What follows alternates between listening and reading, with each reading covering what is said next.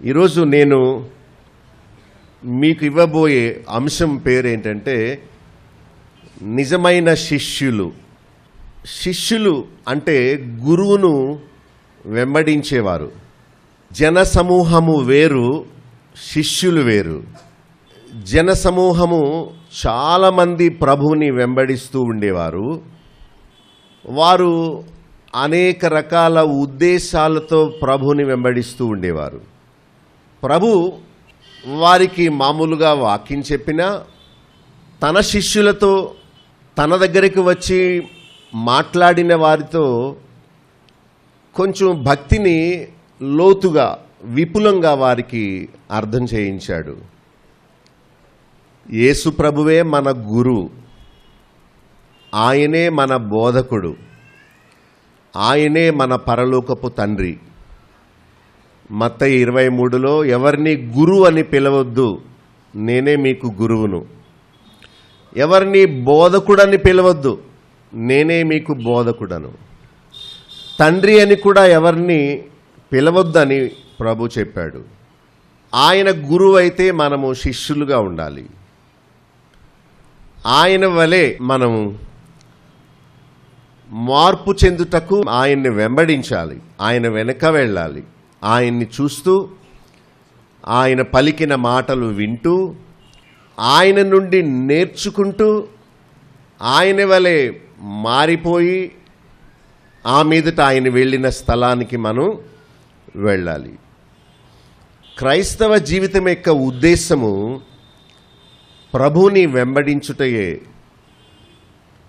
యేసు ప్రభు శిష్యులను పిలిచినప్పుడు, నా వెంబడి రండి, నేను మిమ్మల్ని మనుషులను పట్టు జాలరులుగా చేస్తాను. వెంటనే ఏమని రాయబడి ఉంటుందంటే, వారు వెంటనే తమ వలలు విడిచిపెట్టి ఆయనను వెంబడించిరి.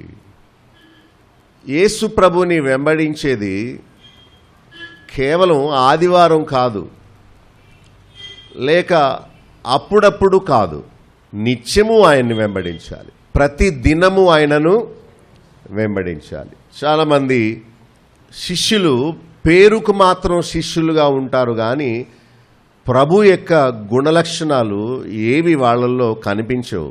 పేరుకు మాత్రం శిష్యులు, పరమానంద శిష్యుల్లా ఉంటారు. ఒకసారి పరమానందం గారు పడక కుర్చీలో కూర్చొని బాధపడుతున్నారట. ఏమనంటే చాలా బెంగగా కన్నీళ్ళు వచ్చేలా ఏడుస్తున్నారట. అప్పుడు శిష్యులు వచ్చి అడిగారు, గురువుగారు ఎందుకు మీరు ఏడుస్తున్నారు, ఎందుకు అంత బాధగా ఉన్నారు అని అనగానే ఆయన అన్నారట, నాకు పెద్ద వయసు వస్తుంది, నేను చచ్చిపోతాను, నా అంత్యక్రియలు ఎవరు చేస్తారా అని బెంగ పెట్టుకున్నాను అని చెప్పాడట. నేను చచ్చిపోయిన తర్వాత నన్ను మోసుకెళ్ళాలి, నన్ను తగలబెట్టాలి, ఇవన్నీ ఎవరు చేస్తారా అని బెంగగా ఉన్నాను అని అన్నారట. మరుసటి రోజు ఉదయాన్నే వీళ్ళందరూ కలిసి తాళ్ళు పట్టుకొచ్చి పరమానందం గారిని బలవంతంగా కట్టేసి శ్మశానం దగ్గర తీసుకెళ్ళి కట్టెలు పేర్చి అతన్ని దాని మీద పెట్టి తగలబెట్టడానికి సిద్ధమవుతున్నారు. ఆ గ్రామంలో ఎవరో చూసి, ఒరే వెదవల్లారా, ఇప్పుడు కాదరా చచ్చిపోయాక అని చెప్పి మందలించాక ఆ పని ఆపుకున్నారు. చెప్పిన విషయం అర్థం చేసుకోకుండా అపార్థం చేసుకొని ముఖస్తుతిగా పాస్టర్ గారి కోసమో, మన ప్రక్కన ఉన్న విశ్వాసి కోసమో, లేక ఏదో మొక్కుబడి చేసుకున్నాం కనుక తప్పదనో పరమానంద శిష్యుల్లాగా వెంబడిస్తూ ఉంటారు. అసలు వాక్యం ఏం చెప్తుంది? ప్రభు ఏ ఉద్దేశంతో ఈ మాట పలికాడు? మనం ఎలా బ్రతికితే ఆయన వలె మార్పు చెంది ఆయన వెళ్ళిన రాజ్యానికి వెళ్ళగలం అనేవన్నీ బైబిల్లో చాలా స్పష్టంగా దేవుడు మన కోసం రాయించాడు. ఈనాడు తప్పు బోధలు విస్తరించడానికి కారణం ప్రజలు దేవుని వాక్యాన్ని చదవక, దేవుని వాక్యాన్ని బాగా వింటున్నారు కానీ బైబిల్లో అలా ఉందో లేదో వాళ్ళు పరిశీలన చేయట్లేదు, చూడడం లేదు. చదవచ్చు, చదవగలిగి ఉండి చదవకపోవడం వల్ల దేవుని మార్గాలు వారికి అర్థం కావడం లేదు. మత్తయి సువార్త 8వ అధ్యాయంలో 18వ వచనములో యేసు తన యొద్దనున్న జనసమూహమును చూచి అద్దరికి వెళ్ళవలెనని ఆజ్ఞాపించెను. ఎందుకంటే ఆ జనసమూహాన్ని చూచి వెళ్ళిపోదాం అవతలకి ఆయన ఆజ్ఞ ఇస్తున్నాడు, కమాండ్మెంట్, నడవండి మనందరం అద్దరికి వెళ్ళిపోదాం అని. జనసమూహాన్ని చూచినప్పుడు ఆయన వాక్యం చెప్పొచ్చు కదా. వాళ్ళందరూ వాక్యం వినడానికి కాదు వచ్చింది, దయ్యాలు పోగొట్టుకోవడానికి, రోగాలు పోగొట్టుకోవడానికి, చోద్యం చూడటానికి ఈ జనసమూహం అంతా వచ్చేసారు. ప్రభువుకు తెలుసు ఎవరెవరు ఎందుకు వచ్చారో, ఎవరెవరు ఏమనుకుంటున్నారో కూడా ఆయనకంతా తెలుసు. ఈ జనసమూహం, ఈ మంద, ఈ జనమంతా ఏదో మేళ్ళు పొందుదామని వచ్చారు. కానీ నేను బోధించేది మేళ్ళు పొంది వెళ్ళండి అనేది కాదు. వీళ్ళ ఉద్దేశం సరి అయింది కాదు గనుక let us depart from them. వాళ్ళ నుండి మనం దూరంగా వెళ్ళిపోదాం, త్వరగా త్వరగా క్విక్ అని చెప్పి వాళ్ళని తొందర పెట్టి వెళ్ళిపోతుంటే అద్దరికి అప్పుడు ఒక అతను ఆ జనసమూహంలోంచి పరుగు పరుగున వచ్చాడు. వచ్చి ఏమంటాడు, ఒక శాస్త్రి 19వ వచనంలో వచ్చి, బోధకుడా నీవెక్కడికి వెళ్ళినను నీ వెంట వచ్చేదనని ఆయనతో చెప్పాను. అతని ఉద్దేశం కూడా ప్రభుకి తెలుసు, మన అందరి ఉద్దేశం ప్రభుకి తెలుసు, నా ఉద్దేశం తెలుసు, మీ ఉద్దేశం తెలుసు, మన అందరి మనోభావాలు, మన వ్యక్తిత్వము, మన ఉద్దేశాలు అన్నీ ప్రభుకి తెలుసు. దానికి తగిన ప్రతిఫలం దేవుడిస్తాడు. ఎందుకు వచ్చాడో తెలుసు, ఎందుకు ప్రభువుని వెంబడిస్తానంటున్నాడో కూడా ప్రభుకి తెలిసిపోయింది. తెలిసి అతనితో అంటున్నాడు ఏమని, నా దగ్గర ఉంటే సమృద్ధి అని నీవు అనుకుని వస్తున్నావు కదా ఓ శాస్త్రి, రొట్టెలుంటాయని, చేపలుంటాయని, అద్భుతాలు చూడొచ్చని, దయ్యాలు పోగొడుతుంటే మ్యాజిక్ భలే ఉంది చూడటానికని నీవు నన్ను వెంబడించాలని కోరావు. ఇదిగో నీ ఉద్దేశం సరి అయింది కాదు. ఒకవేళ నీవు డిసప్పాయింట్ అవుతావేమో, నిరుత్సాహపడతావేమో. సంతోషమని, ఆరోగ్యమని, అభివృద్ధి అని వచ్చాను, తీరా ఈ పరీక్షకులకు దేవుడు అప్పగిస్తున్నాడేంటి, అరే నేను అనుకున్నది ఇది కాదే అని ఒకవేళ నిరుత్సాహపడి వెనక్కి వెళ్ళిపోవలసి వస్తుందేమో. ముందే నువ్వు ఆలోచించు. కట్ట మొదలుపెట్టి దాన్ని ముగించకపోతే సిగ్గుపడాల్సి వస్తుంది. ఓ శాస్త్రి, నీవేదో తప్పుగా ఊహించుకొని నన్ను వెంబడిస్తున్నావు. నా దగ్గర ఏదో ఉన్నదనుకుంటున్నావు, ఏదో లబ్ధి పొందొచ్చు అనుకుంటున్నావు, ఏదో పోగు చేసుకోవచ్చు అనుకుంటున్నావు. నాకు ఈ లోకంలో ఏమీ లేదు. తలవాల్చుకోవడానికి జానుడు చోటు చాలు. తల ఎంత, ఆ స్థలం కూడా నాకు లేదు. మరి నీవు చెడు ఉద్దేశంతో వస్తున్నావు. ఒకవేళ నాకు లేనిది నీకెక్కడ ఇస్తాను నేను? నా ఇల్లు ఇక్కడ కాదు, పరలోకములో. నా తండ్రి ఇల్లు, నా స్వాస్థ్యము, నా ఆస్తి అంతా అది శాశ్వతమైంది. దానికోసం నేను వెళ్ళిపోవాలి. నేను ఈ లోక సంబంధిని కాను. ఇదిగో నువ్వు అనుకున్నట్టుగా సంతోషము, స్వేచ్ఛ, ఆశీర్వాదాలతో కూడింది కాదు నా భక్తి అని చెప్పగానే అతనికి ఆశ్చర్యమైంది. మరొకడు 21వ వచనంలో, ప్రభువా నేను మొట్టమొదట వెళ్ళి నా తండ్రిని పాతి పెట్టుటకు నాకు సెలవిమ్మని ఆయనను శిష్యుడు అడుగుతున్నాడు. నాకు పర్మిషన్ ఇయ్యి, నేను వెళ్ళి నా తండ్రిని పాతి పెట్టుకుని వస్తాను అని అడిగాడు. అప్పుడు ప్రభు అన్నాడు, యేసు అతన్ని చూచి, నన్ను వెంబడించుము, మృతులు తమ మృతులను పాతి పెట్టుకొననిమ్మని చెప్పాను. సో జనసమూహాలకి ఈ విషయం చెప్పలేదు, తనను వెంబడించడానికి వచ్చిన వారికి ఈ విషయాలు ప్రభు చెప్పాడు. మీ ముందు ఈ మధ్యాహ్నం ఉన్న సవాల్ ఏంటంటే, జనసమూహంతో పాటు మీరు ఏదో చోద్యం చూడడానికి, ప్రభు నామాన్ని వాడుకోవడానికి, రోగాలు స్వస్థపరచడానికి, ఏదో మేలు పొందుదామని వస్తే దేవునికి మీరు పనికిరారు. దేవుని మార్గం అది కానే కాదు. ఇక రెండో వ్యక్తితో ప్రభు అంటున్నాడు, ముందు నన్ను వెంబడించు, మృతులను పాతిపెట్టుకోనిమ్ము. యేసు ప్రభు మాట, శిష్యుడు అడిగిన ప్రశ్నకు ప్రభు చెప్పిన జవాబు, నన్ను వెంబడించు. అప్పటికి తండ్రి బాలంగానే ఉన్నాడు. తండ్రి చనిపోవాలంటే ఇంక 30-40 సంవత్సరాలు పడుతుంది.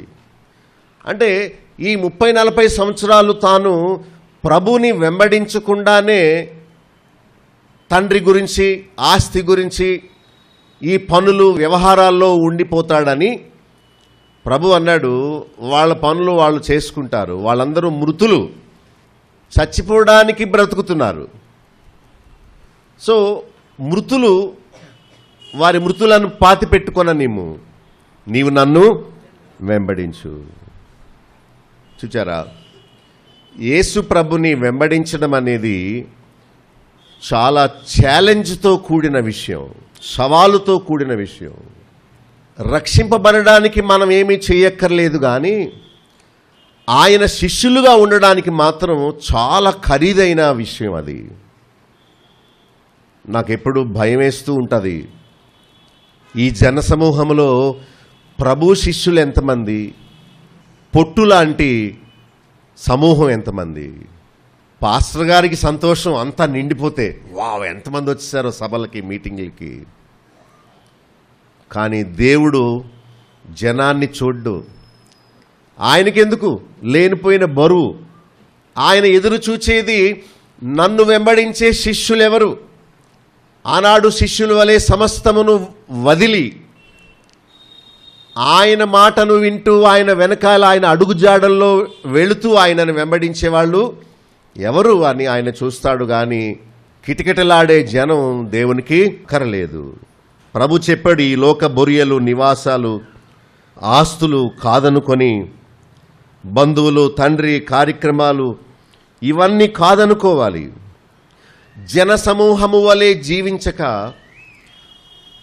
ఆయనను వెంబడించే శిష్యుల వలె మనం జీవించాలి. శిష్యుడు అనగా వెంబడించేవాడు. అందుకనే అతను ఏమన్నాడు చూడండి, 19వ వచనంలో, బోధకుడా నీవెక్కడికి వెళ్ళినను నీ వెంట వచ్చేదను. నాతో చెప్పండి, ప్రభువా నీవు ఎక్కడికి వెళ్ళినను నీ వెంట వచ్చేదను. వస్తారా? పెళ్ళికి వెళ్దాం. కానాలో పెండ్లి జరుగుతుంది. యేసు ప్రభు నీళ్లను ద్రాక్షారసంగా మారుస్తారట. చాలా మధురంగా ఉంటుందట ద్రాక్షారసం. పెళ్ళికి పిలిచి మనకెవరు చారు వేసి పెట్టరు. పెళ్లిలో చాలా విలువైన భోజనం ఉంటుంది. అయితే మేలు అనుభవించిన మనం ప్రభుతో కీడు కూడా అనుభవించడానికి సిద్ధంగా ఉండాలి. యోహాను 11వ అధ్యాయంలో తోమా పలికిన ఒక మాటను చదువుకుందాం. 16వ వచనం, అందుకు దిదుమ అనబడిన తోమా ఆయనతో కూడా చనిపోవుటకు మనమును వెళ్ళుదామని తన తోడి శిష్యులతో చెప్పాను. ఎందుకు అంత మాట తాను అనగలిగాడు? 8వ వచనం చూస్తే, యూదులు నిన్ను రాళ్లతో కొట్ట చూచుచుండిరే, అక్కడికి తిరిగి వెళ్ళుదవా అని ఆయనను అడిగారు. మన స్నేహితుడైన లాజరు నిద్రిస్తున్నాడు, ఆయన్ని మేలుకొల్ప వెళుదాం రండి అని చెప్పినప్పుడు శిష్యులందరూ వద్దు వద్దు, పెళ్ళికైతే వెళదాం, భోజనాలైతే వెళదాం, అద్భుతాలు ఆశ్చర్యకార్యాలు చేయడానికైతే వెళదాం, కానీ మనల్ని చంపజూచే స్థలానికి మనం వెళ్ళవద్దు. సేవ చేసే చాలామంది వారికి కానుకలు ఇచ్చే వారి దగ్గరికి వెళ్తారు, కానీ క్రొత్త వారికి సువార్త చెప్పడానికి వెళ్ళరు. దేవుడి ద్వారా వారు ఎదురు చూచేది అభినందన, సంతోషము, కానుకలు, నెమ్మది, క్షేమము. ఇలా అయితేనే నేను సేవ చేస్తాను, ఇలా అయితేనే నేను చర్చికి వస్తాను. ఇదిగో ప్రభు చెప్పినట్టు శిలువ మార్గం అయితే నా వల్ల కాదు. శిష్యులందరూ అలా అన్నారు. తోమా ఒక్కడే ఆ మాట చెప్పాడు. క్రైస్తవ జీవితం యేసు ప్రభుని వెంబడించేదే, సమస్తాన్ని విడిచి వెంబడించేదే. ఒక వ్యక్తిని కౌగులించుకోవాలంటే అతని 2 చేతుల్లో ఉన్న ఆ బ్యాగ్లు కిందకు విడిచిపెట్టాలి. అప్పుడే ప్రేమగా కౌగులించుకోగలుగుతాడు. మన ప్రభువుని అంతగా మనం ప్రేమించాలంటే తప్పక మనం విడిచిపెట్టవలసిన వాటిని విడిచిపెట్టాలి. మత్తయి సువార్తలోకి రండి ఒకసారి, 10వ అధ్యాయము 24-25 వచనాలు. ఇక్కడ గురువు శిష్యుల గురించి లేక బోధకులు శిష్యుల గురించి ప్రభు చెప్తూ ఉన్నాడు. బోధకుని యొద్ద నేర్చుకునేవాడే శిష్యుడు. ఆయన బోధకుడు, మనము శిష్యులము. శిష్యుడు బోధకుని కంటే అధికుడు కాడు. అరే, శిష్యుడు బోధకుని వలె ఉండినా చాలు. ఆయన వలె ఉండుటకు ఆయనను మనం వెంబడించాలి. మన ప్రవర్తన, మన మాటలు, మన నడవడి యేసు ప్రభు వలె మార్పు చెందడమే పరిపూర్ణతకు సాగిపోవడం. కొందరు రోజులు గడిచే కొలది మరీ పనికి మాలిన వారిగా తయారవుతుంటారు. అయితే క్రైస్తవ జీవితం యొక్క ఉద్దేశం అది కాదు. పరిపూర్ణత అంటే ఒక్కొక్కటి విడిచిపెట్టడమే.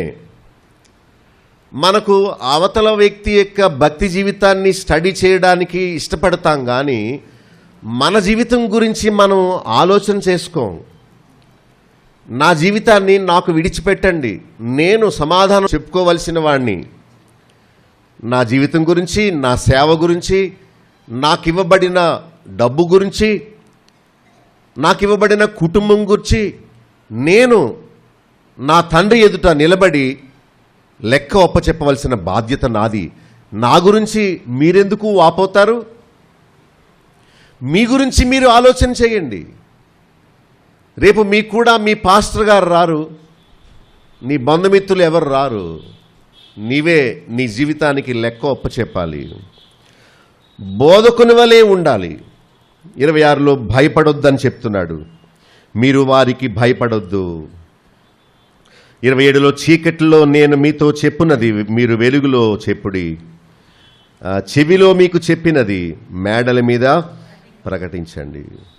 మీరు నన్ను వెంబడించేది ఎందుకంటే ఈ 4 గోడల మధ్యలో మీరు నేర్చుకునే విషయాన్ని మీరు వెలుగులోకి వెళ్ళి అందరికీ చెప్పాలి. అందుకోసమే నన్ను వెంబడిస్తున్నారు. నా దగ్గరికి వచ్చి నా మాటలు విని నా జీవితాన్ని చూచి, యోహాను 1వ అధ్యాయంలో ఏమన్నాడు? నీవెక్కడ ఉంటున్నావు బోధకుడా చెప్పు అంటే, రండి నేను ఉండే చోటు చూడండి అని వారిని పిలిచాడు. బాప్తిస్మం ఇచ్చి యోహాను మాటలు విని ఒక్కొక్కళ్ళు ప్రభుని వెంబడించడం ప్రారంభిస్తూ ఉన్నారు. శిష్యత్వం అనేది వాళ్ళు మార్పు చెందిన తర్వాత ఇతరులను మార్చేది. నిజంగా మీరు చెప్పగలరా నేను ప్రభు శిష్యురాలను, శిష్యుణ్ణి అని? నిజంగా మీరు ప్రభుని వెంబడించేవారైతే ఆయన మీతో చెప్పిన దాన్ని, చీకట్లో చెప్పిన దాన్ని వెలుగులో ఎందుకు చెప్పరు? ఆయన విడిచి వెళ్ళిన పనిని మీరెందుకు కొనసాగించరు? ఆయన వెళ్ళిన శ్రమల మార్గాన్ని మీరెందుకు కోరుకోరు? ఇంకో మాట ఏమన్నాడు 27లో? చీకట్లో చెప్పింది వెలుగులో చెప్పాలి, చెవిలో చెప్పింది మేడల మీద ప్రకటించాలి. శిష్యుడు గురువు చెప్పినట్టు చేసేవాడు. శిష్యుడు గురువును మాత్రము అనుసరించేవాడు, వెంబడించేవాడు. ఆయనను చూస్తూ ఆయన దగ్గర సాత్వికత్వాన్ని, దీన మనస్సును నేర్చుకునేవాడు. ఇలాంటి మీటింగుల్లో హాజరైన విశ్వాసులందరూ ఒక స్కూల్ పిల్లలు పుస్తకాలు పట్టుకొని నేర్చుకోవడానికి వచ్చినట్టే మనం భావించాలి.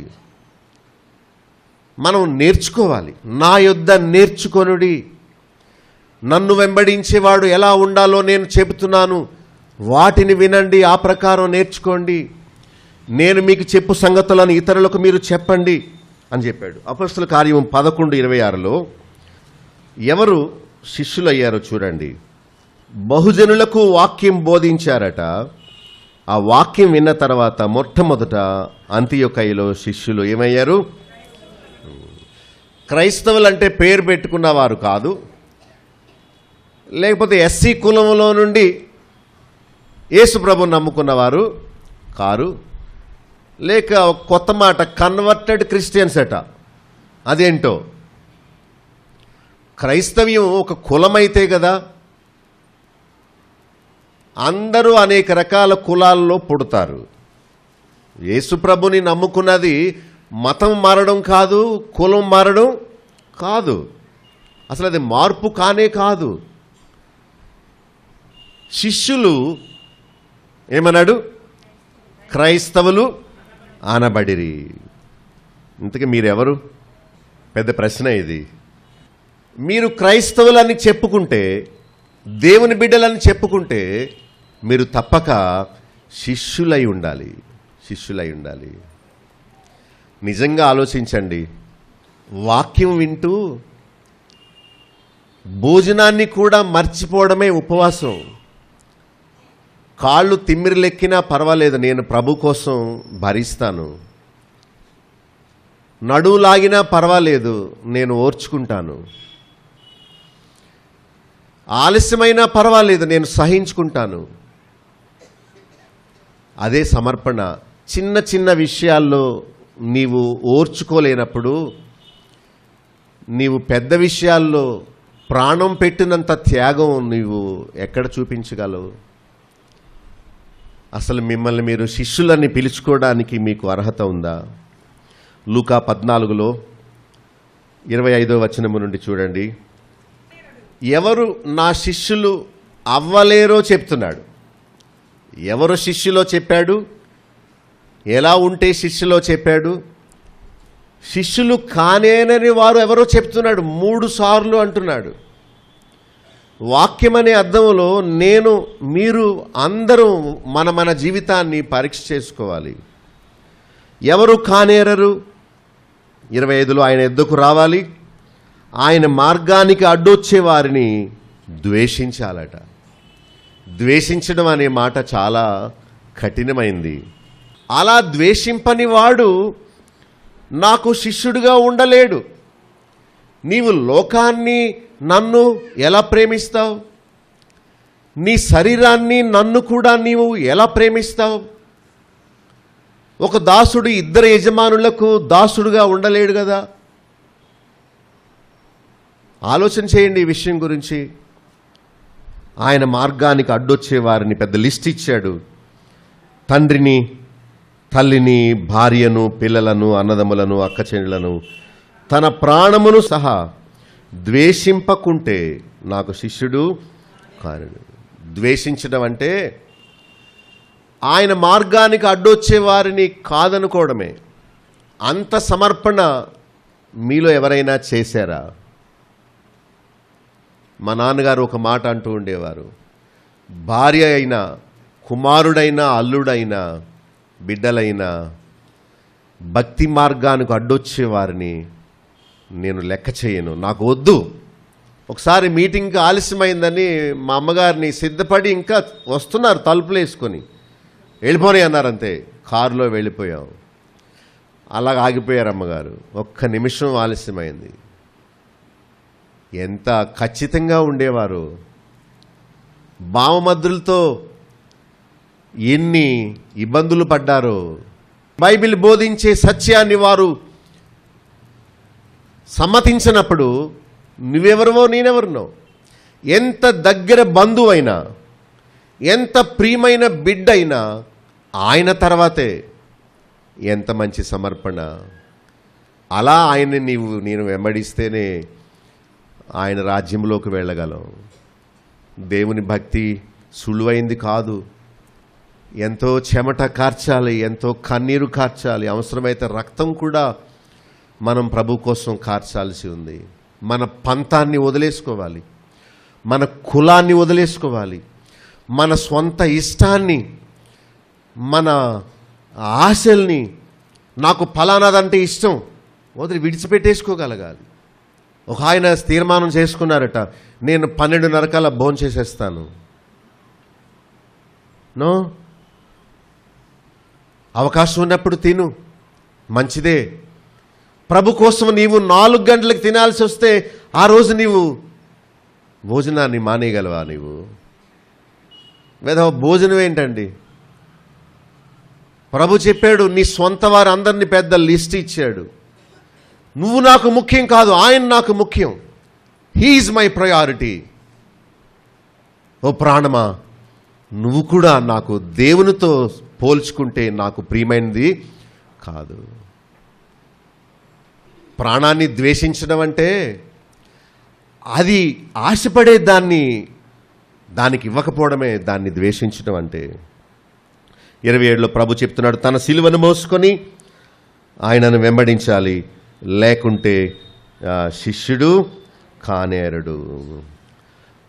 సిలువను మోసుకొని నన్ను వెంబడింపని ఎడల అంటే క్యారేజ్ మోసుకొని వెంబడించడం కాదు, లేకపోతే బైబిల్ మోసుకొని వెంబడించడం కాదు. ఎవరైనా మోస్తారు బైబిల్. శ్రమలు పొందే మనసు సిలువ అంటే. ప్రభు కోసం ఎట్టి త్యాగమైనా చేయడానికి, నీ డబ్బులు వదిలిపెట్టేయడానికి, నీ సొంత వారిని కాదనుకోవడానికి, అనారోగ్యంగా ఉన్నా ఈ శరీరం ఎప్పుడు కుళ్ళిపోయేదే, చచ్చిపోయేదే, దాన్ని నేను ప్రేమించను, నా మనుషుల్ని నేను ప్రేమించను, నా ఇంటిని నేను ప్రేమించను, నాకు ఆయన ముఖ్యం అని ఆయన వెనకాలే ఆ మ్రానును మోసుకొని, మన సిలువను మనం మోసుకొని వెనకాల వెళ్ళడమే. 33లో అంటున్నాడు, తనకు కలిగినదంతా విడిచిపెట్టని వాడు ఆయనకు శిష్యుడు కానేరడు. ప్రభు ఉత్తనే చెప్పాడా ఈ మాటలన్నీ? ఏదో తమాషాకు చెప్పాడా ఈ మాటలన్నీ? ఏ సరదాకు చెప్పాడా ఈ మాటలన్నీ? నో, నిజం. లెక్క చూసుకో, నన్ను వెంబడించడానికి వచ్చావు, కట్ట మొదలుపెట్టావు, కానీ దాన్ని ముగించకపోతే సిగ్గుపడాల్సి వస్తుంది. తనకు కలిగినదంతయు విడిచిపెట్టని వాడు నాకు శిష్యుడు కానడు. 26లో అన్నాడు, ఎవడైనా అంటే ఏంటి? ఈ 12 మంది శిష్యులు మాత్రమే కాదు, జన సమూహంలో ఉన్న జనమా, మీలో ఎవడైనా మొట్టమొదటి వాడుగా ఉండాలంటే వాడు ఎవరిలా ఉండాలట? చివరి వాడుగా ఉండాలి. మన పంతాన్ని, మన ఇష్టాన్ని, మన ప్రియమైన వస్తువుల్ని, వ్యక్తుల్ని, స్థలమును అంతటినీ మనం త్యాగం చేయగలగాలి. భక్తి జీవితం ప్రభుని వెంబడించేదే, మౌనంగా వెంబడించేదే. ఆయన కాళ్ళు చూసుకుంటూ వెనకాల వెళ్ళిపోయేదే. ఇంగ్లీష్లో చెప్పాలంటే సెల్ఫ్ డినాయల్ అన్నాడు. సెల్ఫ్ అంటే నేను, డినై చేయడం అంటే ఉపేక్షించుకోవడం, కాదనుకోవడం. మేకల్ని వెనక నుండి తోలాలి, తోలుట వేరు, తోడుకొని పోవుట వేరు. అవి చెప్పినట్టు వినవు గనుక వాటిని కర్ర పట్టుకొని కొడుతూ ఉండాలి, తోలుతూ ఉండాలి. ఎంత కష్టమో మేకల్ని మేపడం. ఇలా వెళ్ళిపోద్ది 2 కాళ్ళు పైకెత్తి ఆ పాదును తినేయడానికి, వాళ్ళతో మళ్ళా దెబ్బలాట. ఈ గొర్రెను నడిపించే వాడిని చూడండి, ఆయన ముందెళ్తాడు, ఆ గొర్రె తల వంచుకుని అలా ఆయన కాళ్ళు వైపు చూస్తూ మౌనంగా వెళ్ళిపోద్ది. ఇంతవరకు మనం ఎవరు శిష్యులో, ఎలాంటి వారు శిష్యులు కానేరరో ప్రభు చెప్పిన మాటలు మనం విన్నాం. అయితే శిష్యత్వం అనేది ఒక చోట ఆగిపోయేది కాదు.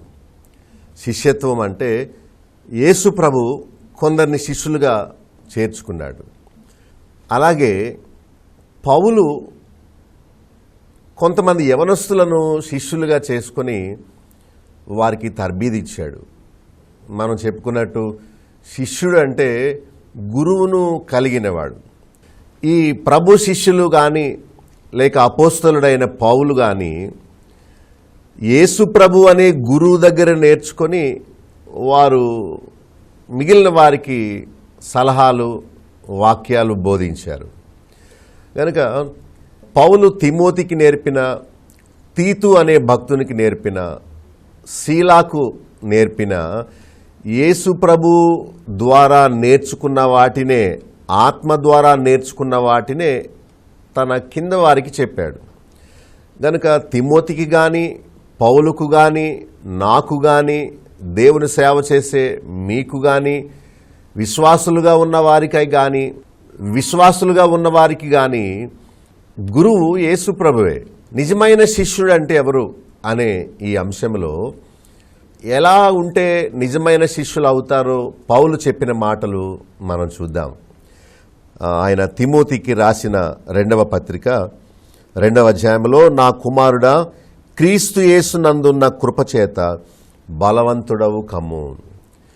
ఈ 2వ అధ్యాయం అంతట్లో పౌలు ఒక 10 పేర్లు పెడుతున్నాడు. నిజమైన శిష్యునికి ఉండవలసిన 10 పేర్లు. ఆ నామకరణాలను బట్టి శిష్యుడు ఎవరు అనేది మనం చూడాలి.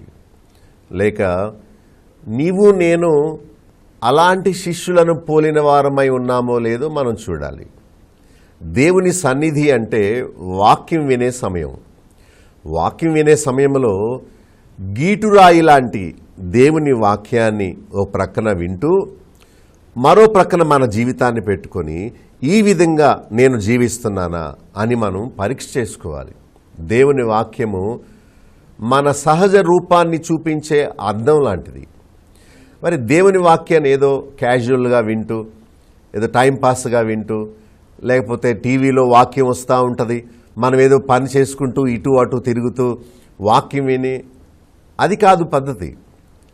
ఎవరైనా అద్దం చూసేటప్పుడు అటు ఇటు చూసుకోరు. అద్దం ముందుకు రాగానే వాళ్ళ ముఖం ఎలా ఉందో వాళ్ళను మాత్రమే చూసుకుంటారు. నలుగురు కలిసి అద్దం ముందు నిలబడ్డారు అనుకోండి, నలుగురు ఎవరి ముఖాన్ని వారు చూసుకుంటారు కానీ ప్రక్క వాళ్ళని చూడరు. ఒకవేళ చూసిన వెంటనే వాళ్ళ ముఖాన్ని చూసుకుంటారు. దేవుని సన్నిధి కూడా అలాంటిదే. నేను ప్రభువు కోరిన శిష్యుని వలె ఉంటున్నానా లేదా? మరి దేవుడు తన ఆత్మ ద్వారా అపోస్తలుడైన పౌలుకు చెప్తున్నాడు నిజమైన శిష్యుడు ఎలా ఉంటాడు. మొట్టమొదటి విషయం మనం చూస్తే, నా కుమారుడా, క్రీస్తు యేసునందున్న కృపచేత బలవంతుడవు కమ్ము. దేవుని వాక్యం మాట్లాడేది శరీర బలం గురించి కాదు. శరీరానికి ఆహారం క్రమంగా తినమని, సమయానికి వేడివేడి టీ తాగమని, అప్పుడప్పుడు జ్యూసులు పండ్లు తింటూ ఉండమని మీకు చెప్పాలా? ఆకలి వేసినప్పుడు మన కడుపు ఊరుకోదు తినే వరకు. దాహం వేసినప్పుడు దానికి నీళ్ళు ఇవ్వకపోతే ఊరుకోదు. కనుక భక్తి బోధించేది ఇదిగో టైంకి భోంచే, లేక టైంకి జ్యూస్ తాగు, మందులు వేసుకో. ఇవి మనం ఎవ్వరూ చెప్పకుండానే మన శరీరాన్ని మనం ప్రేమించి వాటిని సకాలంలో తీసుకుంటాము. అయితే దేవుని కృపచేత బలవంతుడవు కమ్ము. ఈ బలం మామూలు శరీర బలం కాదు, ఇది ఆత్మబలం, మనోనిబ్బరం, గుండె బలం. ఇది పాపాన్ని జయించడానికి సహకరించే బలం. ఇది ఎలా వస్తుంది? దేవుని వాక్యము ద్వారా మనం ఆ బలాన్ని పొందుతాం. అందుకనే దేవుని వాక్యం ఆహారంతో పోల్చబడింది. జీవాహారము, జీవించుటకు కావలసిన ఆహారము.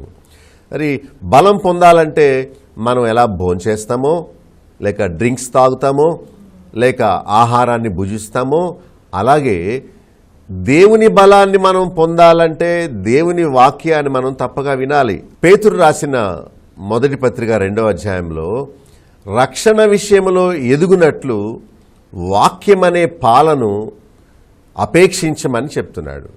ఆరోగ్యంగా ఉన్న బిడ్డ పాల కోసం ఏడ్చినట్టు నిజంగా రక్షణ పొంది క్రొత్తగా జన్మించిన వ్యక్తి తప్పక వాక్యం కోసం ఆశిస్తాడు, ఏడుస్తాడు, దుప్పి పరిగెత్తినట్టు పరిగెడతాడు. నీవు ఒకవేళ వాక్యం వినకపోతే ఆత్మీయంగా నీరసించిపోతావు, నీవు బలంగా ఉండలేవు. శత్రువు సాతాను శోధించినప్పుడు దానిలో పడిపోతావు. చూచారా, కుమారుడు ఆరోగ్యంగా ఉండాలని తండ్రి కోరతాడు. అందుకనే తల్లి కూడా బిడ్డ సరిగా తినకపోతే కొట్టి మరీ తినిపిస్తుంది, ఏవో కౌరులు చెప్పి తినిపిస్తుంది. కుమారుడు అంటే తండ్రిని పోలినవాడు. కుమారుడు బలవంతుడుగా ఉండు, నా కుమారుడా అంటున్నాడు. అంటే కుమారత్వం అనేది మనం పొందాలి. తన్ను ఎందరూ అంగీకరిస్తారో అనగా తన నామమందు విశ్వాసం ఉంచి వారందరికీ దేవుని కుమారులయ్యే అధికారాన్ని దేవుడు ఇస్తానని వాగ్దానం చేశాడు. మరి శిష్యుడు అంటే కుమారుడు అని చెప్తున్నాడు. తండ్రి ఎటు వెళితే కుమారుడు అటుగా వెళతాడు. తండ్రి ఎలా ప్రవర్తిస్తే కుమారుడు కూడా అదే అనుకరిస్తాడు. మరి మన తండ్రి అయిన దేవుణ్ణి మీరు అనుకరిస్తున్నారా? పౌలు అన్నాడు, నేను ప్రభువుని పోలి నడుచుకున్నట్టు మీరు నన్ను పోలి నడుచుకోండి. కనుక తండ్రి చెప్పింది కుమారుడు బోధిస్తున్నాడు, కుమారుడు బోధించింది పౌలు అనుసరిస్తున్నాడు. మనము అలాంటి దైవభక్తులకు మంచి ఆత్మీయమైన కుమారులుగా ఉండాలి. అందుకనే పౌలు ఏమన్నాడు, 2 తిమోతి 1:1 ప్రియమైన కుమారుడైన తిమోతికి, అంటే ప్రియమైన కుమారుడు అంటే ఎవరంటే చెప్పినట్టు వినేవారు, తండ్రిని పోలి నడుచుకునేవాడు. తర్వాత 1 తిమోతి 1:2 పౌలు వంటి భక్తులకు నిజ కుమారుడుగా ఉండాలి. మీరు ఉత్తుత్తి కుమారులా లేక తండ్రిని పోలి నడుచుకునే కుమారులా? ఆలోచించండి. అంటే యేసుక్రీస్తులో ఉన్న ఆ లక్షణాలన్నీ మీలో ప్రజలు చూడాలి. అప్పుడే మీరు నిజమైన కుమారులుగా చేయబడతారు. తీతు అనే భక్తునికి కూడా పౌలు ఉత్తరం రాస్తూ 1:4 నా నిజమైన కుమారుడు అని పిలుస్తున్నాడు. అంటే నిజమైన కుమారుడు అంటే నేను ఎలా ప్రభువుని పోలి నడుచుకున్నానో మీరు కూడా నన్ను పోలి నడుచుకుంటున్నారు. నాకు పుట్టినవారు గనుక మీరు నా కుమారులు అంటున్నాడు. మరి యోహాను 5:19 తండ్రి చేయునదే కుమారుడు చేస్తాడని చెప్తున్నాడు. నేను చెప్పాను కదా, తండ్రిని చూస్తూ ఉంటాడు, తండ్రి మాటలు వింటూ ఉంటాడు, తండ్రి ఎలా నడుస్తున్నాడు, తండ్రి ఎలా పోరాడుతున్నాడు, తండ్రి ఎలా మాట్లాడుతున్నాడు, అవన్నీ చిన్నప్పటి నుండి చూచి తండ్రిని పోలి కుమారుడు నడుచుకుంటాడు. కొంత స్వభావంలో ఉంది, కొంత నేర్చుకొని అనుకరించడంలో ఉంది. మనం కూడా నిజమైన శిష్యులు అవ్వాలంటే మంచి కుమారులుగా ఉండాలి. సామెతలు 3:11-12 కుమారులైతేనే శిక్షిస్తాను, కుమారులు గద్దింపును గౌరవిస్తారట. శిష్యుణ్ణి గురువు అవసరమైతే ఒక దెబ్బ కొడతాడు, ఎందుకంటే తప్పు చేసినప్పుడు సరి చేసుకోవడానికి. దెబ్బలు కొట్టకపోతే బిడ్డలు సరిపడరు. దెబ్బ ఎప్పుడైతే పడిందో ఆ వంకర నిదానం అవుద్దన్నమాట. సామెతల గ్రంథంలో చాలాసార్లు చూస్తాము, బెత్తము వాడినవాడు కుమారునికి విరోధి. అంటే హెబ్రీ 12 కూడా ఒకవేళ శిక్షకు లోబడిన వారైతే మీరు దుర్బీజులే అంటుంటాడు. గనుక భక్తి, సమర్పణ, పరిశుద్ధ జీవితం, ప్రభువులోనూ పౌలులోనూ ఉన్న ఆ రోషం అలా దిగిపోవాలి. మీలో అలా దిగిపోయిందా? అంటే చూడు సేమ్ వాళ్ళ నాన్నగారులానే ఉన్నాడు చూడు అని కొంతమంది బిడ్డలను గురించి మనం మాట్లాడుకుంటాం. అయితే చూడు పౌలు లాంటి సేవ చేస్తున్నాడు చూడు యేసు ప్రభువుని పోలి నడుచుకుంటున్నాడు చూడు అని లోకం మన గురించి చెప్పుకుంటేనే మనం నిజమైన కుమారులు కుమార్తెలు, మనం నిజమైన శిష్యులుగా ఈ లోకములో ఆయన పక్షంగా ఉండగలుగుతాం. రెండవది మనం చూస్తే 2వ వచనంలో మంచి గృహ నిర్వాహకుడుగా ఉండాలి. మంచి గృహ నిర్వాహకుడు అంటే ఆయన అప్పగించిన బాధ్యతను చక్కగా నిర్వర్తించేవాడు. ఈయనే నిజమైన శిష్యుడు. మనం నేర్చుకున్న దాన్ని ఇతరులకు చెప్పాలి. అదే మంచి గృహ నిర్వాహకత్వం. వ్యాపారం చేసేవారు వచ్చిన లాభమంతా తినేయరు. వ్యాపారం చేసేవారు వచ్చిన లాభములో కొంత దాచి కొంత మరొకసారి సరుకులు కొనుక్కోవడానికి పెట్టుబడి పెడతారు. అలాగే దేవుడిచ్చిన ఆశీర్వాదాలని మనం అనుభవిస్తూ ఇతరులకు మనం ఆశీర్వాదకరంగా ఉండాలి. శిష్యుడు అంటే గురువు గారు ఇచ్చిన అసైన్మెంట్ చేసేవాడు. మాస్టర్ చెప్పినట్టు ఏ విద్యార్థి చేస్తాడో అతడు ఉన్నత స్థితిలోకి వస్తాడు, మంచి మార్కులతో పాస్ అవుతాడు. ప్రభువు వలన పొందిన ఈ సామర్థ్యాన్ని మనం నమ్మకంగా దేవుని కొరకు వెచ్చించాలి, దేవుని కొరకు ఖర్చు పెట్టాలి. నీకున్న డబ్బు, నీకున్న బలం, నీకున్న సమయం, నీకివ్వబడిన సామర్థ్యాలు, ఆధిక్యతలన్నీ మంచి గృహ నిర్వాహకుడు యజమానుడు చెప్పిన పనిని చేసినట్లు మనం కూడా మంచి శిష్యులుగా ఉండాలంటే మంచి గృహ నిర్వాహకులుగా ఉండాలి. కొరింథీ మొదటి పత్రిక 4వ అధ్యాయం 2వ వచనంలో గృహ నిర్వాహకులలో ప్రతివాడును నమ్మకమైన వాడై ఉండుట ఆవశ్యము, అంటే తప్పనిసరి. ప్రతివాడు ప్రభువుని నమ్ముకోవడం అంటేనే ఆయన శిష్యులుగా ఉండుటకు పిలువబడ్డాం. మరి ఆయన శిష్యులుగా ఉండటకు పిలువబడ్డం అంటే మంచి గృహ నిర్వాహకులుగా మనం ఉండాలని ఆయన కోరుతున్నాడు. మరి మీరు టీవీలో వాక్యం చూస్తున్నారు, దేవుడు కోరినట్లు మంచి గృహ నిర్వాహకులుగా ఉంటున్నారా? అంటే ఆయన వచ్చినప్పుడు బలా అని అభినందించబడేలా ఉన్నారా, లేక శిక్షకు సిద్ధంగా ఉన్నారా? తిమోతికి రాసిన మొదటి పత్రిక 5వ అధ్యాయం 8వ వచనంలో ఇంటి వారిని స్వకీయులను రక్షించు గృహ నిర్వాహకుడుగా ఉండాలి. దేవుడు అప్పగించిన బాధ్యత ఏంటంటే మనము విని మనము చూచి మన ఇంటి వారికి లేక మన గృహస్థులకు మన ఇరుగు పొరుగు వారికి మనము సాక్షులుగా జీవించాలి. మన ఇల్లే ఒక గృహం, మన శరీరమే ఒక గృహం, మనముండే సంఘమే ఒక గృహం. వీటికి మనం మంచి నిర్వాహకులుగా ఉంటే మనము నిజమైన శిష్యులుగా ఉంటాం. తీతు పత్రిక 2:7-8 వచనాల్లో పౌలు అంటున్నాడు, అన్ని విషయాల్లో నీవు మాదిరిగా ఉండు అని చెప్పాడు. అన్ని విషయాల్లో అంటే శిష్యుడు ఎలా ఉండాలని బైబిల్ చెప్తుందో అలా మీరు మాదిరిగా ఉండాలి. ఒక విషయంలో కాదు, అన్ని విషయాల్లో. అపోస్తలుల కార్యములు 20:35లో ప్రయాసతో బలహీనులను రక్షించాలి, ఇవ్వాలి, దాచుకోకూడదు, ప్రయాసపడాలి, ఇతరుల కొరకు ప్రయాసపడాలి. శిష్యుడంటే ఇచ్చేవాడు, తన సామర్థ్యాన్ని ఇచ్చేవాడు. దాచుకునేవాడు శిష్యుడు కాడు. నీకు ఇవ్వబడిన వరాన్ని నీవు దాచుకోక, నీకు ఇవ్వబడిన మీనాను నీవు పూడ్చిపెట్టక అది దేవుని మహిమార్థమై వాడాలి. నువ్వు దాక్కుంటే నీ ద్వారా దేవునికి ఏం మహిమ? నీవెన్నో వాక్యాలు వింటుంటావు, చర్చికి వెళ్ళినప్పుడు టీవీలో అనేక వాక్యాలు నీవు వింటూ ఉంటావు. ఇవన్నీ నీవు విని దాచుకోవడానికి కాదు. నీవు మంచి గృహ నిర్వాహకుడుగా ఉండాలంటే మోషే దేవుని ఇల్లంతటిలో నమ్మకస్తునిగా ఉన్నట్టు మనం కూడా మనకివ్వబడిన బాధ్యతలో మనం నమ్మకస్తులుగా ఉండాలి. తిమోతికి రాసిన 2వ పత్రిక 4వ అధ్యాయం 5వ వచనంలో శ్రమపడుము, నమ్మకముగా ఉండుము అని పౌలు కోరుతా ఉన్నాడు. గృహ నిర్వాహకుడు నిర్వహించే బాధ్యతను చేపట్టినప్పుడు తప్పగా శ్రమపడాలి, నమ్మకంగా ఉండాలి. 3వ విషయం చూడండి, తిమోతికి రాసిన 2వ పత్రిక 2వ అధ్యాయం 3-4 వచనాల్లో శిష్యుడిని సైనికుడితో పోలుస్తున్నాడు. సైనికుడు ఎలా ఉండాలి? ఇంగ్లీష్లో సోల్జర్ అంటారు. అంటే భక్తులతో పాటు శ్రమ అనుభవించే తత్వము కలిగి ఉన్నవారే సైనికులు.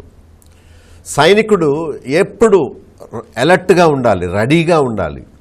శత్రువు ఏ కోణములో ఏ మూల నుండి దాడి చేస్తాడో తెలియదు గనుక ఎప్పుడైతే సైనికుడు సంసిద్ధంగా ఉన్నాడో శత్రువు వేసే మాయోపాయాల్ని, బాణాల్ని ఎదుర్కోవడానికి సమర్థత కలిగి ఉంటాడు.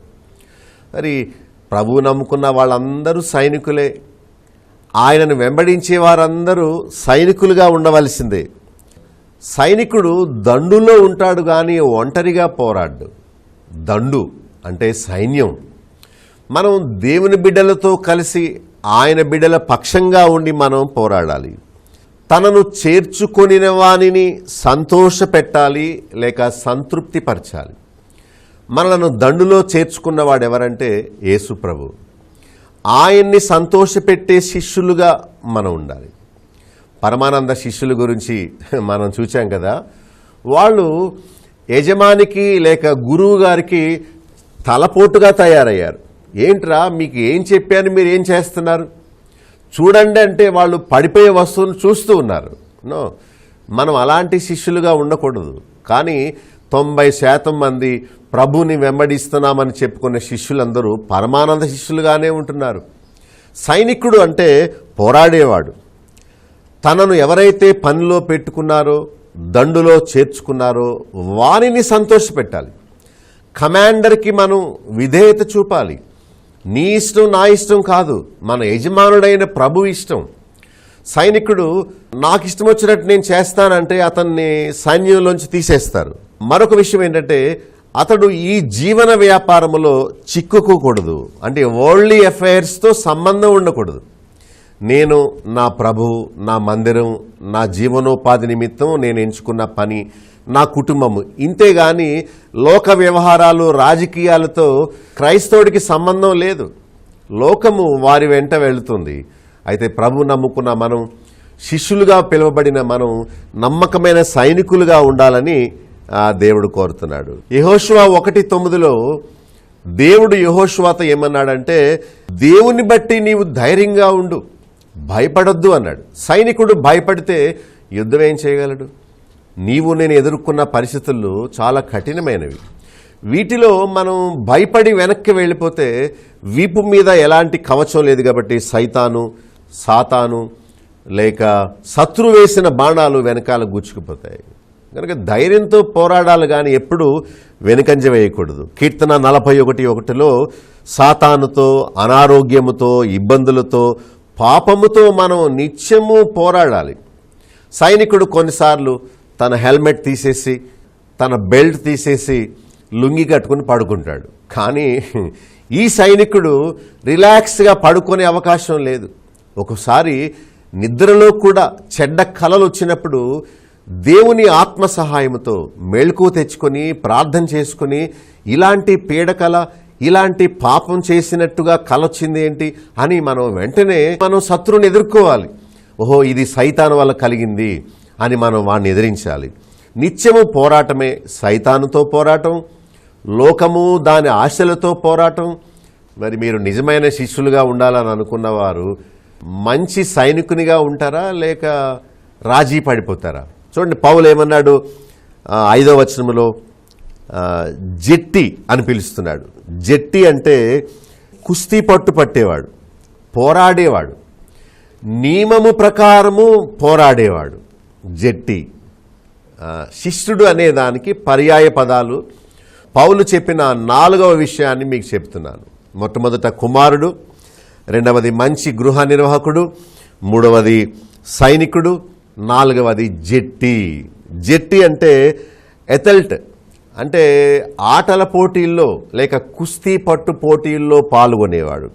వీళ్ళు నియమము ప్రకారము పోరాడకపోతే వారిని పోరాటములోంచి బయటికి పంపేస్తారు. నియమము అంటే మీరు నేను బైబిల్లో దేవుడు రాయించిన రాజ్యాంగం ప్రకారం పోరాడాలి. మన ఇష్టం కాదండి, పోప్ ఇష్టం కాదండి, లేకపోతే సంస్థ అధికారుల ఇష్టం కాదండి. దేవుడు రాజ్యాంగాన్ని రాసేశాడు బైబిల్లో. అపోస్తలుల చేత దీన్ని పునాది ఎస్టాబ్లిష్ చేశాడు, పునాది వేసాడు. అదే మన రాజ్యాంగం. నీవు చేయాలన్నా నేను చేయాలన్నా, కొత్తగా ఎవరైనా సేవకుడు వచ్చి సేవ చేస్తానని అన్నా రాజ్యాంగములో రాయబడిన విధానం ప్రకారమే అందరూ నడుచుకోవాలి. కనుక నియమము ప్రకారము పోరాడే జట్టిగా మనం జీవించాలి. ఈ జట్టికి చాలా బలం కావాలండి. బలం లేకపోతే పోరాడలేడు. జ్వరం వచ్చి 10 లంకణాలు చేసి కుస్తీ పట్టు పోటీలో అతన్ని పంపారనుకోండి, అతను నీరసంగా ఉన్న మూలాన బలవంతుడు ఒక దెబ్బ కొట్టగానే పడిపోతాడు. అయితే మనం బలం పొందాలి. ఆ బలం దేనివల్ల వస్తుందంటే యెషయా 40:31 యెహోవా కొరకు ఎదురు చూచువారు నూతన బలం పొందుతారు. శిష్యునికి కావలసిన మరొక ఆయుధం లేక కవచం ఏంటంటే జట్టిగా ఉండడం. పౌలే చెప్తున్నాడు, ఓ తిమోతి, నీవు నాకు నిజమైన శిష్యుడుగా ఉండాలంటే లేక ప్రభువుకి నిజమైన శిష్యుడుగా ఉండాలంటే నీవు మంచి జట్టిగా ఉండాలి. జట్టికి బలం అవసరం. యెహోవా కొరకు ఎదురు చూచేవారు బలం పొందుతారని రాస్తుంది. కానీ మనం ప్రభు కోసం ఎదురు చూడాలి. ఫిలిప్పి 4:13 నన్ను బలపరచు వాని యందే సమస్తము చేయగలను అని పౌలు చెప్పాడు. మనందరం బలహీనులమే, కానీ దినదినము అనుదిన ఆహారము భుజించి ఎలా బలం పొందుతున్నామో అలాగే దినదినము దేవుని వాక్యం అనే జీవాహారాన్ని భుజించి మనం బలం పొంది ఈ లోకములో పోరాడాలి. తర్వాత 5వది వ్యవసాయకుడు, ఏ ఫార్మర్. చూడండి 6-7 వచనాల విషయం మనం చూస్తున్నాం. వ్యవసాయకుడు అంటే పాటుపడేవాడు. వ్యవసాయకుడు బద్ధకంగా ఉంటే అతని పొలం ముళ్ళ తొప్పలతో నింపబడి ఉంటుంది. అది వ్యవసాయం చేసేవాడు ముందు భూమిని ఎంపిక చేసుకోవాలి. ఆ తర్వాత దాన్ని తవ్వి దానిలో ఉన్న చెత్త అంతా ఏరివేయాలి. ఆ తర్వాత విత్తనం వేసి నీరు కట్టాలి. ఆ తర్వాత కాపు కాయాలి. అప్పుడు అతనికి ప్రతిఫలం వస్తుంది. మరి దేవుని శిష్యులుగా పిలువబడిన నీవు నేను కష్టపడి చెమట కార్చే వ్యవసాయకునిగా ఉండాలని దేవుని ఉద్దేశం. వ్యవసాయకుడు బద్ధకంగా పడి ఉంటే అతని పొలం పండదు, లేక శత్రువులు దాన్ని పాడు చేస్తారు, పశువులు దాన్ని తొక్కివేస్తాయి, పురుగు పట్టేస్తుంది, ఇక కలుపు మొక్కలన్నీ మొలుస్తాయి. వ్యవసాయకుడు ఎంతో కష్టంతో చెమట కార్చి తన పని తాను చేస్తేనే కానీ సకాలమందు ప్రతిఫలం రాదు. అందుకనే కీర్తన 126లో కన్నీళ్లు విడిచుచూ విత్తుచూ పోవువాడు సంతోషగానములతో పంట కోస్తాడని చెప్పాడు. 126:5-6 ఇప్పుడు విత్తితే రేపు కోస్తావు, ప్రతిఫలం తప్పక ఉంటుంది. ఆదికాండం 2:15-16 దేవుడు ఆదామును సృష్టించి ఆయనకు ఒక బాధ్యత ఇచ్చాడు. ఏమనంటే భూమిని సేద్యపరచాలి, దానిని కాయాలి, ఆ మీదట ఫలాన్ని అనుభవించాలి. నీవు సేద్యపరచకుండా లేక నీవు కాపు కాయకుండా ప్రతిఫలం ఎలా వస్తుంది? ఒక అమ్మాయి అంది, నేను ఫెయిల్ అయిపోయానండి పాస్టర్ గారు. ఏమ్మా ఎందుకు ఫెయిల్ అయ్యావంటే సరిగా రాయలేదండి, సరిగా చదవలేదండి. అవును, మరి నీవు కష్టపడి చదివి దేవుని సహాయం కోరితే దేవుడు నీకు తోడై ఉండి మంచి మార్కులతో పాస్ అయ్యేలా సహాయం చేస్తాడు. అంతేగాని పాస్టర్ గారు ఇచ్చిన పెన్ను లేక పాస్టర్ గారు ఇచ్చిన జేబురుమాలు ఎవరు చెప్పారు? ప్రార్థనా పెన్ ఏంటి? అలాంటి పెన్నులు ఏమన్నా ఉన్నాయా? నీవు కష్టపడి చదువు, స్లిప్ రాయకుండా నీవు కష్టపడి వచ్చిందే రాయి, దేవుడు దాన్నే ఆశీర్వాదకరంగా చేస్తాడు. కనుక మనం మంచి శిష్యుని వలె ఉండాలంటే మంచి వ్యవసాయకుడిని పోలి మనం ఉండాలి. సామెతలు 24:30 సోమరివాని చేనులో ముండ్ల తుప్పలు మొలిచిని అని సొలొమోను చెప్తున్నాడు. మీ హృదయంలో ముండ్ల తుప్పలు లాంటి లోక ఆశలు పెరిగిపోవడానికి కారణం ఒకవేళ మీ ఆత్మీయమైన సోమరితనమేమో. నిత్యము మన ఇల్లు ఊడ్చుకుంటాం, నిత్యము ఉదయం సాయంత్రం స్నానం చేస్తాం, ఉదయం సాయంత్రం బ్రష్ చేస్తాం. ఎందుకంటే చెడ్డది శరీరంలోంచి బయటకు వస్తుంది, దాన్ని క్లీన్ చేస్తాం. భూమిలో సాగు చేయకపోతే పిచ్చి మొక్కలన్నీ మొలుస్తాయి. మన హృదయం కూడా భూమి లాంటిదే. దేన్ని చూస్తామో అదే కోరుకుంటాం, దేన్ని వింటామో అలాగే మన హృదయం స్పందిస్తుంది. ప్రియమైన స్నేహితుడా, సోదరి, మరి బైబిల్ చెప్పినట్టు నీవు ప్రభువుకి ఆయన భక్తులకు మంచి శిష్యులుగా ఉండాలంటే ప్రయాసపడి పనిచేసే మరి వ్యవసాయకుడిని పోలే ఉండాలి. ఆయన తోటలో పనిచేసే వారికి ఆయన జీతం ఇస్తాడు. మీకు తెలుసా, హెబ్రీ 6 కూడా 7వ భూమి ఎవని కొరకు పైరును మోలిపించినో తద్వారా ఆశీర్వచనము పొందునో అని అంటున్నాడు. మనం కూడా మన యజమానుడు అప్పగించిన పనిని మనం నమ్మకముగా చేయాలి. లూకా 10:2 కోత విస్తారము, కోయువారు కొద్దిమంది అని ప్రభువు చెప్పాడు. మరి చాలా విస్తారమైన కోత అంటే ఆ సకాలములో అది కొయ్యకపోతే ఆ గింజ రాలిపోయి మొక్క వచ్చేస్తుంది, ఇంకా పనికి రాకుండా అయిపోతుంది. చూసారా? కనుక పని చాలా ఎక్కువగా ఉంది. నీవే నీ కుటుంబంలోని వ్యక్తులను రక్షణలోకి తీసుకురావాల్సిన బాధ్యత నీ మీద ఉంది. నీ చుట్టాలని, నీ వీధిలో వారిని, నీ స్నేహితులను ఎంత పనుందో చూడండి. నీవు ప్రభువుని తెలుసుకున్నావు, మరి నీ ఇంటి వారు తెలుసుకున్నారా? మరి నీ ఇల్లంతా చిందరబందరగా పడి ఉంటే నీవు నమ్మకమైన వ్యవసాయదారుడు కాదనమాట. నీవు కష్టపడి పనిచేసి కలుపు తీయాలి, పురుగుల్ని చంపాలి, ఎలుకల్ని పారద్రోలాలి, అప్పుడే పంట మన చేతికి వస్తుంది. అలాగే ప్రభు కోరినట్టుగా మనం మంచి వ్యవసాయదారులుగా ఉండడానికి ప్రయత్నం చేద్దాం. 6వ విషయం 2:14 ప్రభు ఎదుట వారికి సాక్ష్యం ఇచ్చుచు అని రాస్తుంది. అంటే మనందరం నమ్మకమైన శిష్యులుగా, నిజమైన శిష్యులుగా ఉండాలంటే ఆయన కొరకు, ఆయన విషయమై, ఆయన గురించి మనం సాక్ష్యం ఇచ్చేవారుగా ఉండాలి. టీచర్ చక్కగా బోధించు, చక్కగా సాక్ష్యమియ్యి అని చెప్తున్నాడు. 11వ వచనం నుండి 14 వరకు చదివితే ఏమని చెప్తున్నాడంటే పౌలు, ఇదిగో ఎవరైతే ప్రభుతో కలిసి చనిపోతారో వారే ఆయనతో కలిసి బ్రతుకుతారు, ఎవరైతే ఆయన వలె సహించుకుంటారో వారే ఆయనతో కలిసి ఏలతారు అని చెప్తున్నాడు. ఒకవేళ ఆయనను ఎరుగము అంటే ఆయన కూడా మనల్ని ఎరుగను అంటాడు. కనుక పనికిరాని వాటి గురించి వాదము పెట్టుకోవద్దు, కానీ సాక్ష్యమిస్తూ జ్ఞాపకం చెయ్యండి అని చెప్తున్నాడు. అంటే నేను చూశాను, నేను విన్నాను, నేను అనుభవించాను ఆ ప్రభు ప్రేమను, మీరు కూడా అనుభవించవచ్చు అని చెప్పి యోహాను పత్రిక 1:1 ఉన్నట్టు మనము చూచి నేర్చుకున్న వాటి విషయమై మంచి శిష్యులుగా మనం తప్పక సాక్ష్యం ఇవ్వాలి. ఇర్మియా 1:8 సాక్ష్యం ఇవ్వమని చెప్తుంటే ఇర్మియా సాకులు చెప్తున్నాడు. మనం అలా ఉండకూడదు. అపోస్తుల కార్యములు 1:8 ఆత్మ పొందిన వారు సాక్ష్యం ఇవ్వకుండా ఉండలేరు. దేవుని ఆత్మ మీలో ఉంటే ఎగరడం, గంతులేయడం, కేకలేయడం కాదు, యేసుక్రీస్తు దేవుడు అని సాక్ష్యం ఇవ్వడమే దేవుని ఆత్మ మీలో ఉన్నట్టు గుర్తు. మత్తయి సువార్త 5:15 వెలుగుచున్న దీపం వలె మనం అందరికీ వెలుగివ్వాలి, కానీ మనం దాక్కోకూడదు. అరే శిష్యుడు దాక్కుంటాడా? యజమాని వెనకనే ఉంటాడు, గురువుగారి వెనకాలే ఉంటాడు. నీవు భయపడి దాక్కుంటున్నావంటే నీవు శిష్యుడిగా ఉండలేవు. యోహాను 1:7-8 వరకు చూస్తే బాప్తిస్మమిచ్చి యోహాను వంటి పరిచర్య మనం చేయాలి. ఆయన ఎలా మంచి శిష్యుడో ఆయన అన్నాడు, ఆయన చెప్పుల వారు విప్పుటకైనా నేను యోగ్యుడను కాను అంటున్నాడు. జర శిష్యత్వం అంటే అదే.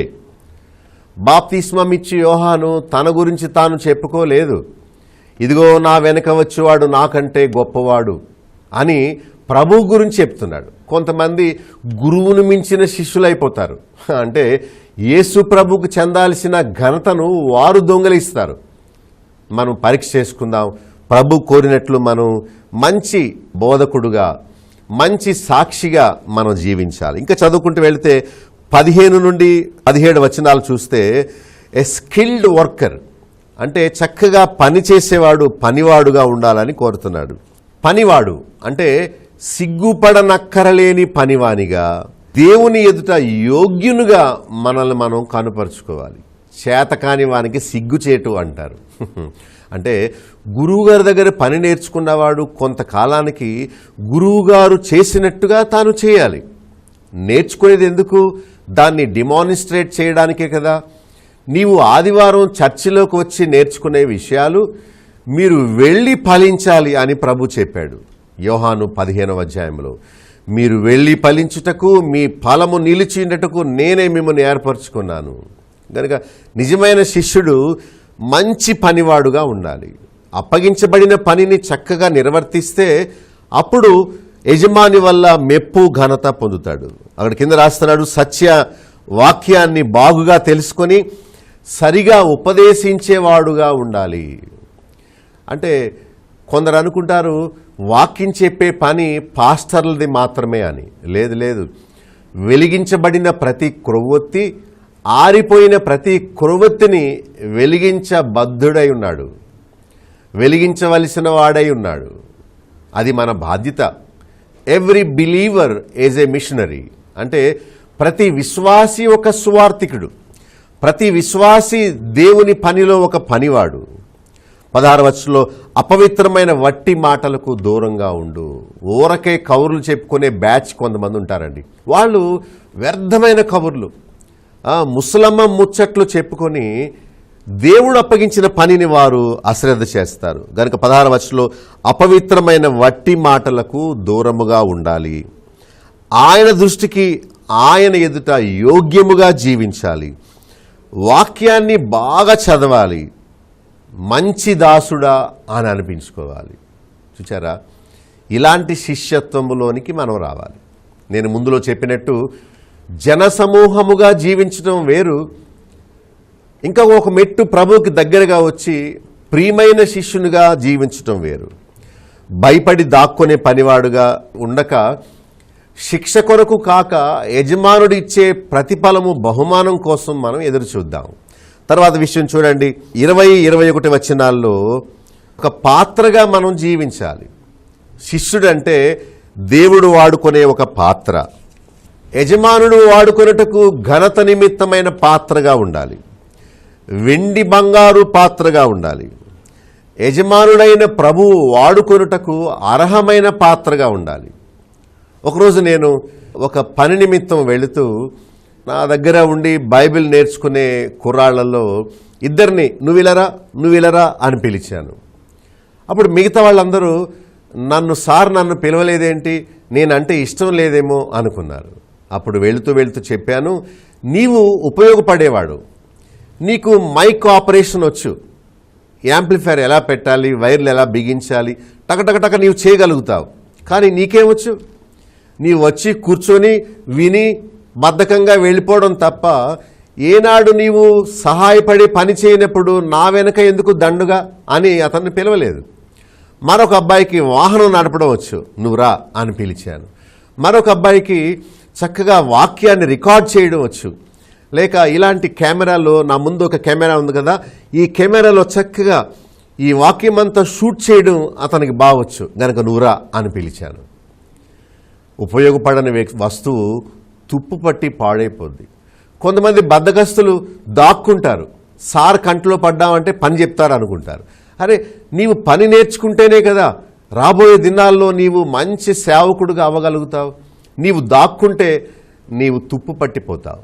ఒక కత్తిపీటను వాడుతూ ఉంటే అది చక్కగా పదునెక్కి తెల్లగా అవుతుంది. అది వాడబడకుండా ప్రక్కన పడేస్తే తుప్పు పట్టి పాడైపోద్ది. కనుక దేవుని కొరకు వాడబడే పాత్రగా మనం ఉండాలి. ప్రతి సత్కార్యమునకు సిద్ధపడి ఉండాలి. మరి దేవుడు నిన్ను వాడుకోవాలంటే, నమ్మకమైన శిష్యునిగా దేవుడు నిన్ను వాడుకోవాలంటే నీవు సిద్ధంగా ఉన్నావా? టైం అయిపోతుంది, మనం త్వరగా చూద్దాం. 22-23 వచనాల్లో ఫాలోవర్ అంటే వెంటాడేవాడు, వెంబడించువాడు. అంటే శిష్యుడు అనేవాడు వెంబడించేవాడే కానీ వెనుకాడేవాడు కాడు. 22వ వచనంలో యవ్వనేచ్ఛల నుండి పారిపోయి ప్రభువుకు ప్రార్థన చేయవారితో కలిసి నీతిని, విశ్వాసమును, ప్రేమను, సమాధానమును వెంటాడి వెంబడించాలి. మనం వెంబడించాల్సింది మనుషుల్ని కాదు, లోకాన్ని కాదు, కానీ నీతిని, విశ్వాసమును, ప్రేమను, సమాధానాన్ని వెంటాడాలి. యవ్వనేచ్ఛల నుండి పారిపోవాలి, యోసేపు వలె పాపము నుండి పారిపోవాలి. వేటిని వెంబడించాలో చెప్తున్నాడు, వాటిని మాత్రమే మనం వెంబడించాలి. 23వ వచనంలో తర్కములు, జగడాలు వీటికి దూరంగా ఉండు అంటున్నాడు. మరి కొరింథీయులకు రాసిన మొదటి పత్రిక 11వ అధ్యాయం 1వ వచనంలో పౌలు వంటి భక్తులను మనం పోలి నడుచుకోవాలి. మరి ధనవంతుడైన యవనస్తుడు ప్రభుని వెంబడించమని చెబితే అతను బహుధనము గలవాడు గనుక ప్రభుని వెంబడించకుండా ముఖం చిన్నబుచ్చుకుని వెళ్ళిపోయాడు. మరి నీవు నిజమైన శిష్యుడిగా ఉండాలంటే ఆయనను వెంబడించే ఒక ఫాలోవర్గా ఉండాలి. ఆయన నా గురు, నేను మనుషులు చెప్పినట్టు చేయను, ఆయన చెప్పినట్టు చేస్తాను అనుకొని ఆయన వెంబడించాలి. చివరిగా 10వది దాసుడు. 24-26 వచనాలు చూస్తే సర్వెంట్ అని రాస్తుంది. అంటే మనుషుల దాసుడు కాదు. ఒక ఆమె ప్రార్థన చేస్తూ అంటుంది, ప్రభువా మా దాసులను కాపాడు నాయనా అంటుంది. నో, పాస్టర్ గారు ప్రజల దాసుడు కాకూడదు, దేవుని దాసుడు. అంటే దేవుడు చెప్పినట్టు చేసేవాడే మంచి శిష్యుడు. కానీ మా నాన్న చెప్పినట్టు, మా అమ్మ చెప్పినట్టు, లేకపోతే మా పాస్టర్ గారు చెప్పినట్టు నో. మన గురువు గారు మన పాస్టర్ గారు కాదు, మన ప్రభు. పాస్టర్ గారు కాదంటారేంటండి? ఎందుకంటే పౌలు వలె జీవించే పాస్టర్లు ఎవరు చూపించండి. ఒకవేళ మీ పాస్టర్ గారు కానీ నిజంగా పౌలు వలె నిజమైన శిష్యుడిగా ఉంటే ఆయన వెంబడించాలి. అంటే ఆయన చెప్పగలగాలి, ఇదిగో ప్రజలారా, నేను ప్రభుని పోలి నడుచుకున్నట్టు మీరు నన్ను పోలి నడుచుకోండి అని ధైర్యంగా చెప్పగలగాలి. అలా చెప్తే మంచిదే, సంతోషమే. కనుక 24-26 వచనాలు మనం చూస్తే సాధువు, సాత్వికుడు, బోధింప సమర్థుడు, కీడును సహించేవాడు. ఎంత మంచి బిరుదులు చూడండి. యేసుప్రభుని నమ్ముకోవడం అంటే కాషాయ వస్త్రం వేసుకోవడం కాదు. శిష్యుడిగా ఉండడం అంటే యేసుప్రభులా గడ్డం పెంచడం కాదు. ఈ మధ్య అతను ఎవరో గడ్డం పెంచి యేసుప్రభులా వేషం వేశాడు, కానీ ఆ జీవితం అంతా కొంపే, మురికే. నాకు తెలుసు అతని వ్యక్తిత్వం కనుక యేసుప్రభులా అంగీ వేయడం కాదు, ఇంకా యేసుప్రభులా దీనంగా మాట్లాడడం కాదు. ఆయనను పోలి నడుచుకోవడం అంటే ఆయనలో ఉన్న రోషం. తండ్రికి విధేయుడు ఎలా అయ్యాడో మనం కూడా అలా విధేయుడుగా ఉండి ఆయన అడుగుజాడల్లో నడుచుకోవాలి. అడుగుజాడల్లో నడుచుకోవాలంటే మనం యెరూషలేము వెళ్ళి ఆ వీధిలో నడవడం కాదు. అడుగుజాడల్లో నడుచుకోవడం అంటే ఆయన ఏమైతే చేయమని చెప్పాడో అవన్నీ మనం చేయడమే.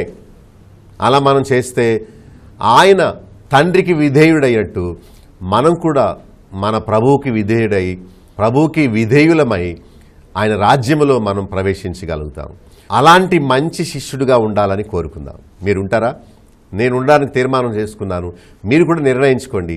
అప్పుడే ప్రభు ద్వారా మెప్పు ఘనత పొంది ఆయన రాకడ వచ్చినప్పుడు భళా అని భుజం తట్టి అభినందన పొంది ఆయన చేత కిరీటం పెట్టబడి తెల్లని వస్త్రముతో సంతోషంగా ఆయన రాజ్యములో ప్రవేశించి ఆయనతో పాటు పరిపాలించే భాగ్యాన్ని మనం పొందుతాం. అలాంటి గొప్ప కృపను దేవుడు మనకు దయచేయనుగాక. అడ్రస్ డాక్టర్ బాబ్లు గండి, chairman, Bethel assembly, నల్జర్ల 534112, west Godavari district, Andhra Pradesh, south India. మా ఫోన్ నంబర్స్ 08818 2774442 27733. మా సెల్ నంబర్ 9440 111 250 9000 803. మా ఈమెయిల్ satyasakshitv@gmail.com. మా వెబ్ www.satyasakshitv.com.